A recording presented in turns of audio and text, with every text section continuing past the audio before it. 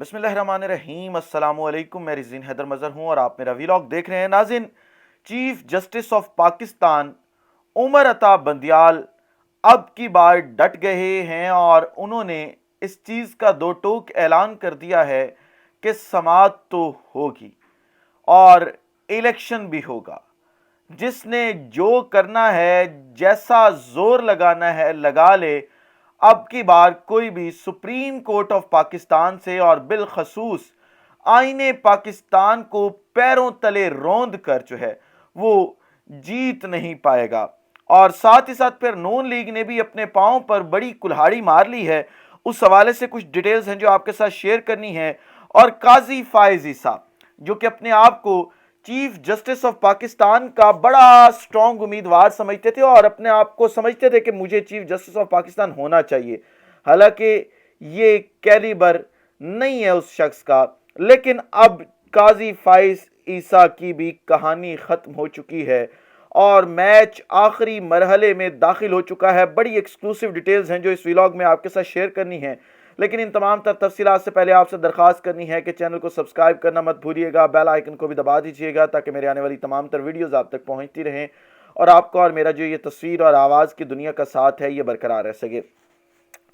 नाज़रीन, जो हुकूमत वक्त है और हुकूमत वक्त में आप एस्टैब्लिशमेंट को भी साथ ले सकते हैं, खुल के थोड़ा बात कर रहा हूं। ये लोग इस मौजूदा सूरत हाल में इलेक्शन से इसलिए भागना चाहते थे कि अगर इलेक्शंस होते हैं तो ये बात तो 110% क्लियर है कि अगला वजीर आजम इमरान खान होगा। और अगर इमरान खान की हुकूमत आती है और इमरान खान वजीर आजम बन जाते हैं तो वही बात जो बार बार ख्वाजा साद रफीक करते हैं, बाकी सारे के सारे सियासतदान करते हैं, और जो पैगाम ताकतवर हलकों ने, एस्टैब्लिशमेंट ने इमरान खान को भिजवाया था एक बैंक के सीईओ, पाकिस्तान का एक कमर्शियल बैंक है उसके सीईओ के हाथ के जी मालिक है वो उसके, कि आप के साथ हम सुलह कर लेते हैं लेकिन आप इक़्तिदार में आएंगे तो हमारे खिलाफ इंतकामी कार्रवाइयां नहीं करेंगे। वो उसी बात के डर से कि इमरान खान को जितना मर्जी रोक ले, इमरान खान नहीं रुकेगा, इमरान खान कार्रवाइयां करेगा, लिहाजा इमरान खान को इक़्तिदार में ही ना आने दिया जाए या ऐसे हालात बना दिए जाएं कि इलेक्शन ही ना हो जिसकी वजह से इमरान खान साहब जो है वो इक़्तिदार में ना आ सके।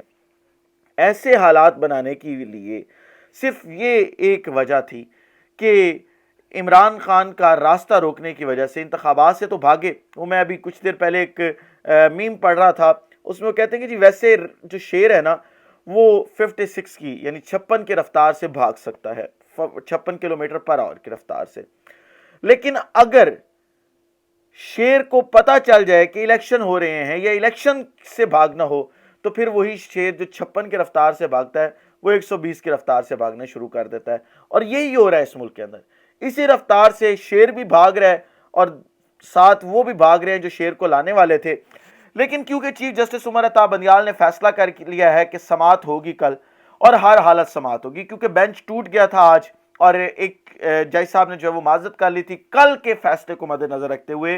वो फैसला जो काजी फाइज ईसा ने कल दिया था कि जी जो इस वक्त मामला चल रहे हैं सो मोटो के, वो सारे के सारे कैंसिल किए जाते हैं क्योंकि नई लेजिस्लेशन हुई है और जब तक ये मामला क्लियर नहीं होता, जब तक rules and procedure supreme court के नहीं बन जाते, तब तक कोई भी सो मोटो एक्शन के ऊपर जो है वो समाअत नहीं होगी। लिहाजा कल ये फैसला काजी फाइज ईसा ने दिया था।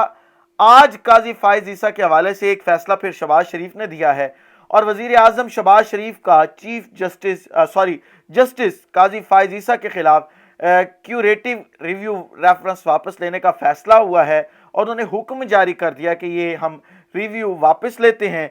और साथ ही साथ ये कहा गया कि बड़े कमज़ोर एविडेंसेस की बुनियाद के ऊपर जो है ये रेफरेंस था, इसलिए हम वापस ले रहे हैं। आप ज़रा देखें कि दोनों हाथों के साथ ताली पूरी बज रही है और इस ताली के अंदर जो रौंदी जा रही है वो अवाम पाकिस्तान है, क्योंकि इंतखाबात नहीं होंगे, राय फरार अख्तियार की जाएगी तो उसका एट द एंड नुकसान अवाम पाकिस्तान को होना है, क्योंकि इस वक्त मुल्क के मामला सीधे करने का वाहिद हल जो था वो इंतखाबात था और अगर इंतखाबात नहीं होंगे तो किसी भी मसले का हल नहीं निकलेगा, ना फॉरेन फंडिंग आएगी, ना IMF मदद को आएगा, ना इकोनॉमी स्ट्रांग होगी और ना ही पॉलिटिकल सिचुएशन जो है वो बेहतर होगी। लिहाजा गरीब तो पिस रहा है, पिसता चला जाए, جو حضور والا ہے، جو سلطنت کے شہنشاہ ہیں، انہیں کیا فرق پڑتا ہے.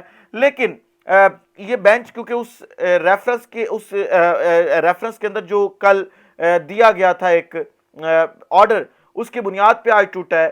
تو آج چیف جسٹس آف پاکستان نے لیٹسٹ اپڈیٹس کے مطابق یہ فیصلہ کر لیا ہے کہ جو کچھ مرضی ہو جائے، جو مرضی یہ زور لگا لے، لیکن سماعت کل ہوگی. اور سماعت اب پیچھے جو 4 ججز باقی ہیں وہ کریں گے. ججز بے شک 5 ہوں، بے شک 4 ہوں، لیکن سماعت لازمی ہوگی، ہر حالت میں ہوگی. اور جو اس وقت آئین شکنی کر رہا ہے، اس شخص کو کٹہرے میں لا کر کھڑا کیا جائے گا. اسے بتایا جائے گا کہ آئین سب سے سپریم چیز ہے اس ملک کی. آئین سے بڑھ کر کوئی جماعت نہیں ہے، کوئی ادارہ نہیں ہے، کوئی شخصیت نہیں ہے. صرف آئین سب سے اوپر ہے. اور ہم آئین شکنی اس ملک کے اندر کسی بھی صورت میں نہیں ہونے دیں گے. لیکن آپ ساتھ ساتھ یہ دیکھیں کہ قاضی فائز عیسیٰ جو اپنے آپ کو اینٹی اسٹیبلشمنٹ کہا کرتے تھے، وہ کس طریقے سے ننگے ہوئے ہیں.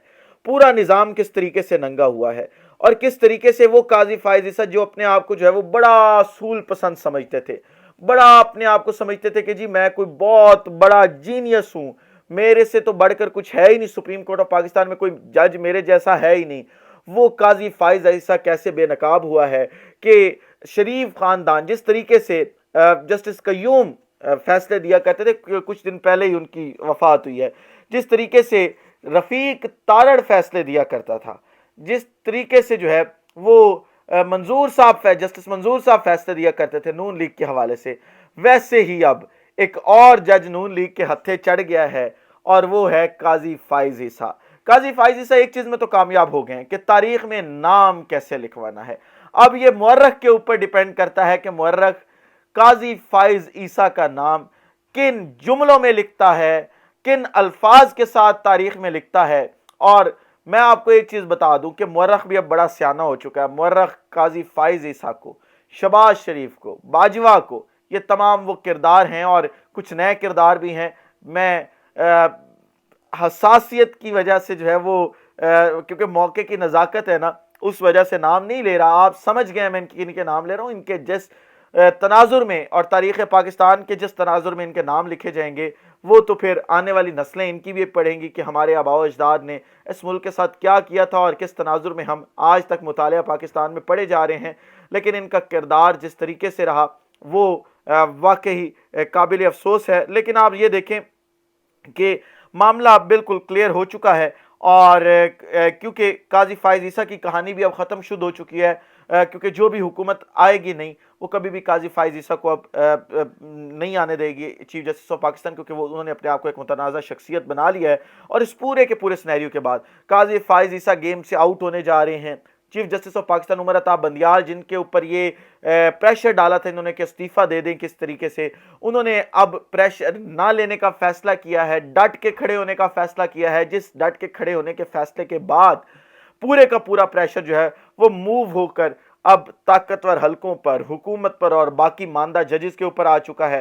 اور جسٹس صاحب جو ہے چیف جسٹس صاحب عمر عطا بندیال صاحب وہ ڈٹ کر کھڑے ہو گئے ہیں. اور یہ پورا سینیریو دیکھتے ہوئے میں یہ کہہ سکتا ہوں آخر پر کہ میچ اپنے فائنل اوور میں داخل ہو چکا ہے. اس ولاگ سے اجازت دیجیے. اپنا خیال رکھیں، اپنے کے لوگوں کا خیال رکھیں، وطن عزیز پاکستان کا خیال رکھیں. وطن عزیز پاکستان کو اور آپ تمام لوگوں کا اللہ حامی و ناصر ہو. پاکستان زندہ باد.